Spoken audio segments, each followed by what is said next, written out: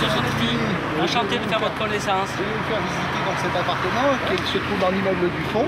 Si Eddy a rendez-vous avec un agent immobilier, c'est pour acheter un appartement en plein cœur de Nice. À 50 ans, il va réaliser son premier investissement. Madame, bonjour. Monsieur Sonetti. Bonjour, on vous envahit, on peut. Je vous en prie. Cet appartement présente pas mal d'avantages. 55 mètres carrés tout confort et surtout une vue imprenable sur la mer. Tout le Montbron derrière. Et tout, c'est vraiment quartier très résidentiel. Ah, très bien, d'accord. Dans la continuité, vous avez la chambre, elle qui a toujours la même orientation que le séjour. Elle fait à peu près combien? 13-14 mètres carrés? Oh oui, 14. Eddy a l'air emballé, malheureusement, il n'emménagera pas tout de suite. Raymonde, la propriétaire, n'a pas du tout l'intention de quitter les lieux. Ici, je suis heureuse. Voilà. Ici, je me sens bien. Vous voyez, pour moi, c'est le paradis. Raymonde a 85 ans. Et si Eddy n'a pas l'intention de la mettre dehors, il compte pourtant bien acheter son appartement. La solution? Acheter en viager. Un système qui peut s'avérer avantageux pour tout le monde.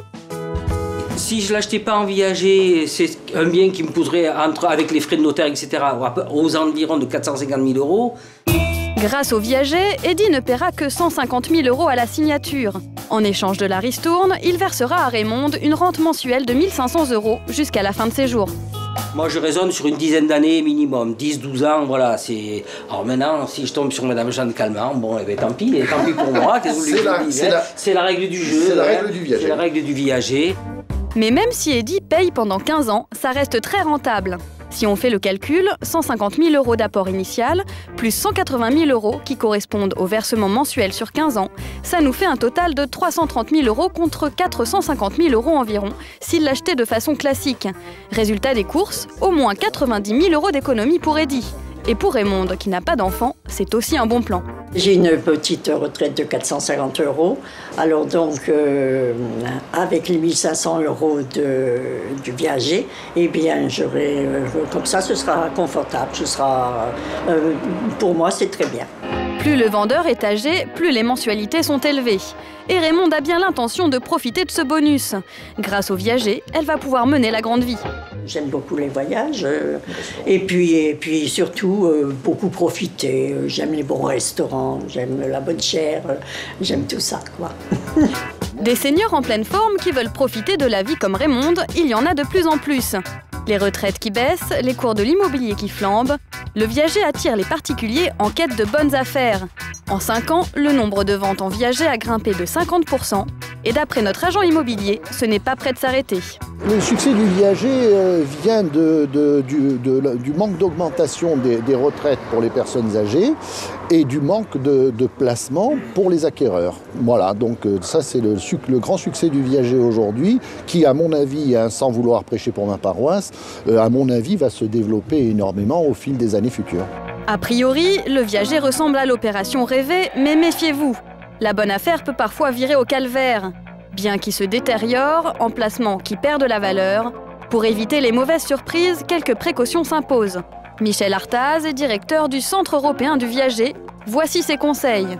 Premièrement, bien réfléchir avant de fixer le montant de la rente mensuelle. Ça signifie qu'il faut qu'effectivement la rente soit modeste s'il avait la malchance d'avoir quelqu'un qui vit très longtemps. Conseil numéro 2, choisir son bien en fonction de sa situation. Ça veut dire que ça va plutôt être des biens dans des villes, certaines grandes villes ou dans des zones du littoral. Pour être certain de réaliser une plus-value, évitez donc la campagne et les zones isolées. Les centres-villes ou bords de mer sont beaucoup plus sûrs. Enfin, conseil numéro 3, se montrer particulièrement attentif à l'état du bien. S'imaginer ce que pourrait être le bien dans 15 ou 20 ans, puisqu'on n'en a pas une utilisation immédiate. Réussir à se projeter donc, mais aussi parvenir à se sentir à l'aise avec ce système. On a souvent tendance à culpabiliser de parier sur le décès des propriétaires. En réalité, ils sont souvent les premiers ravis. C'est quoi ça? Grande cose de mer La mer rouge. rouge. Ah oui, là, on n'a pas été encore. Janine et son mari préparent leur prochaine croisière. À 85 et 87 ans, s'ils peuvent se l'offrir, c'est parce qu'ils ont vendu leur appartement en viager il y a 1 an. Dans le viager, on ne pourrait pas faire ça. Le couple est à la retraite depuis 27 ans. S'ils touchent toujours 1 000 euros par mois, toutes leurs économies ont fondu. Alors vendre leur appartement en viager, pour eux, c'est une véritable aubaine. Leurs 90 mètres carrés près de Monaco et à 5 minutes de la mer leur rapportent 800 € par mois, en plus des 20 000 € d'apport initial. De quoi s'offrir quelques beaux voyages. Ça aide à mettre du beurre dans les épinards. Et vu la forme olympique de monsieur, le couple a encore de belles années à vivre dans son appartement, tout en profitant de son argent. Le viager, c'est donc un bon plan pour tout le monde. Et quand on a quelques économies, ce système peut s'avérer un très bon placement.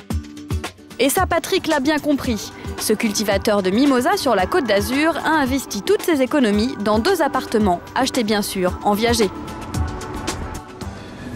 Donc c'est l'immeuble qui se trouve là.